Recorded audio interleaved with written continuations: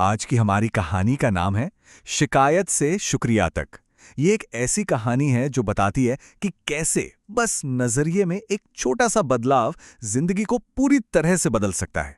चलिए इसी के साथ शुरू करते हैं। तो कहानी एक बहुत ही सीधे साधे सवाल से शुरू होती है। कभी सोचा है कि हम भगवान से, ऊपर वाले से शिकायतें क्यों करते हैं? शायद इसलिए कि हमारा पूरा ध्यान बस उन्हीं चीजों पर होता है जो हमारे पास नहीं है। और बस यही एक सोच इस पूरी कहानी का सेंटर पॉइंट है। तो चलिए मिलते हैं हमारी कहानी के मेन कैरेक्टर राजू से। राजू की दुनिया आप कह सकते हैं एक ऐसी दुनिया थी जिसे वो हमेशा कमी की नजरों से ही देखता था कि उसके पास क्या क्या नहीं है।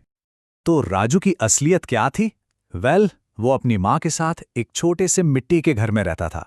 कपड़े भी फटे पुराने ही थे और कई बार तो घर में चूल्हा तक नहीं जलता था।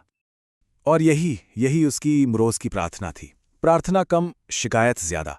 वो हर दिन भगवान से बस यही पूछता, हे भगवान, आपने मुझे इतना गरीब क्यों बनाया?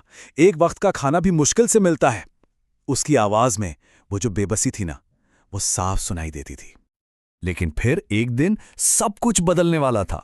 राजू की जिंदगी में एक साधु आए और उनकी दी हुई एक सीख राजू की सारी शिकायतों को हमेशा के लिए खत्म करने वाली थी। उस साधु ने राजू के सोचने का तरीका ही बदल दिया, मतलब पूरी तरह से पलट दिया।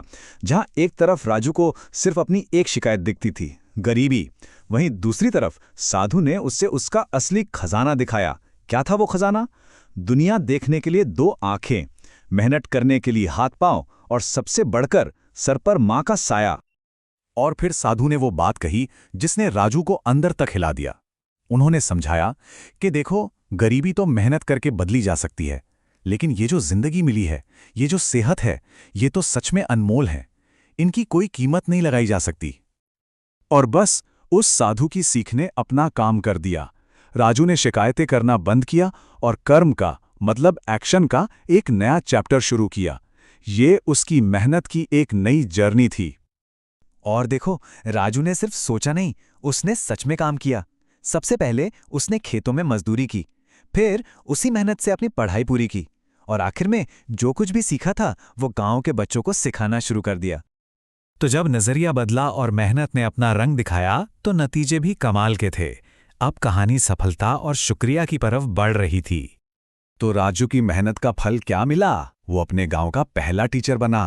पहला, ये सिर्फ उसकी अपनी कामयाबी नहीं थी। सोचिए, ये तो उस पूरे गांव के लिए उम्मीद का एक नया दरवाजा था जो राजू ने खोला था। और इसी के साथ उसकी प्रार्थना भी बदल गई पूरी तरह से। जहां पहले सिर्फ शिकायतें थीं, अब वहां बस शुक्रिया था। अब वो कहता था, धन्यवाद ईश्वर, आपने मुझे गरीब बनाया और इसी वजह से मैंने मेहनत और जिंदगी की असली कीमत सीखी। तो इस पूरी कहानी का सार क्या है? इसका मतलब क्या है?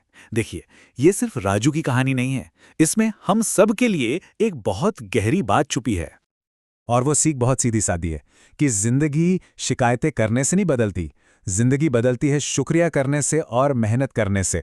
बस यही इस पूरी कहानी का निचोड़ है। तो आखिर में ये कहानी हमारे लिए एक सवाल छोड़ जाती है कि हमारी शिकायतें क्या हैं, और उससे भी जरूरी सवाल, हमारा शुक्रिया क्या है?